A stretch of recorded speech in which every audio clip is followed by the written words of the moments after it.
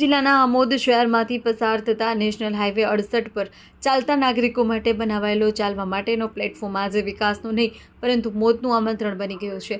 Walkway પર વર્ષોથી ખુલ્લા ભૂવા, તૂટેલા ગટર ઢાંકણા, ઊંડા ખાડાઓ જાણે સામ્રાજ્ય સ્થાપી બેઠા હોય તેવી સ્થિતિ છે। આ ભૂવા અને ખાડાઓને કારણે છેલ્લા કેટલાક વર્ષોથી નિર્દોષ નાગરિકો, વાહન ચાલકો, રાહદારીઓ ઇજાગ્રસ્ત થયા છે। છતાંય ભરૂચ માર્ગ મકાન વિભાગ જાણે કુંભકર્ણ નિંદ્રામાં સૂતો હોય તેવી સ્થિતિ છે। સામાન્ય નાગરિકોની લેખિત મૌખિક રજૂઆતો ફક્ત કાગળ સુધી સીમિત રહી જાય છે। અરજીઓ લેવાય, ફરિયાદો નકલો અપાય, પરંતુ ભ્રષ્ટ કોન્ટ્રાક્ટર સામે આજ દિન સુધી એક પણ દ્રઢ પગલું લેવામાં આવ્યું નથી। આમોદ નેશનલ હાઈવે 64 પર અંદાજે 13 કરોડ રૂપિયાનું કામ થયું, પરંતુ આશ્ચર્યજનક રીતે આ રોડ પર ગટરનું કામ 13 મહિના પણ ટક્યું નથી। કરોડોની રકમ જાણે ધુમાડામાં ગઈ હોય એવી પરિસ્થિતિ છે। પ્રશ્ન એ છે કે આ રૂપિયા ગયા ક્યાં અને જવાબદારી કોની? ખુલ્લા ભૂવા ગટરોની આસપાસ નાના નાના બાળકોની શાળાઓ આવેલી છે, તેમજ આમોદનું હાટ સમાન 4 રસ્તાઓ ઉપરનું દરરોજ હજારો મુસાફરો અવરજવર કરે છે। બાળકો, વૃદ્ધો, મહિલા, વાહન ચાલકો સૌ કોઈ જીવના જોખમે પસાર થવા મજબૂર છે। અગાઉ અનેક વાહન રાહદારીઓ આ ખુલ્લી ગટરોમાં ખાબકવાના બનાવો બની ચૂક્યા છે। વાહનોને નુકસાન, લોકોને ઈજા અને ભયનું વાતાવરણ, આ બધું હવે આમોદ માટે રોજની ઘટના છે। મીડિયામાં વારંવાર સમાચાર પ્રકાશિત કરીને થાકી ગયું છે, પરંતુ જાડી ચામડી ધરાવતું આજ દિનનું તંત્ર હલતું પણ નથી। શું તંત્ર કોઈ મોટી હોનારતની રાહ જોઈ રહ્યું છે? શું કોઈ નિર્દોષ બાળક ગટરમાં પડી ભોગ બનશે પછી જ અધિકારીઓ જાગશે? શું કોઈ નાગરિકોના જીવ જશે ત્યારબાદ જ તંત્ર જવાબદારી લેશે? આવા અનેક સવાલો આજે ભરૂચ માર્ગ મકાન વિભાગ સામે થયા છે।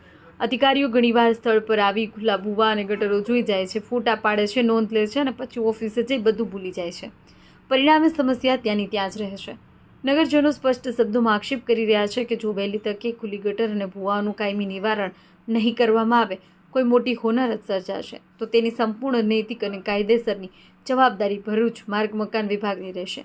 આમોદના નાગરિકો હવે માત્ર આશ્વાસનો નહીં પરંતુ તાત્કાલિક અને કડક કાર્યવાહી ઈચ્છે છે, નહીં તો આ વિકાસ ક્યારેય કોઈની જિંદગીનો અંત બની શકે છે। આ ગટરના ખાડા વર્ષોથી આવવાના આવે છે। અહીંયા કેટલા માણસો પડી ગયેલા છે અને સળિયા બી ઉપર ઊભા છે। અહીંયા લોકો ખાવા માટે આવે છે, ગેરેજ માટે આવે છે। એટલે સરકારને મારી નમ્ર વિનંતી છે કે આ ખાડા પૂરાવાની કોશિશ કરે। કેટલી ઊંડી ગટર છે?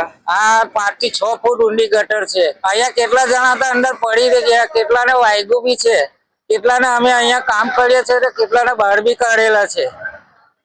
રાતના ટાઈમ એક માણસ તો બાઇક લઈને અંદર જતો રહ્યો સીધો। એટલે કોઈને આ ખબર પડતી નથી કે અહીંયા ગટર ખુલ્લી છે કે શું છે, અંધારામાં કોઈને ખબર પડતી નથી।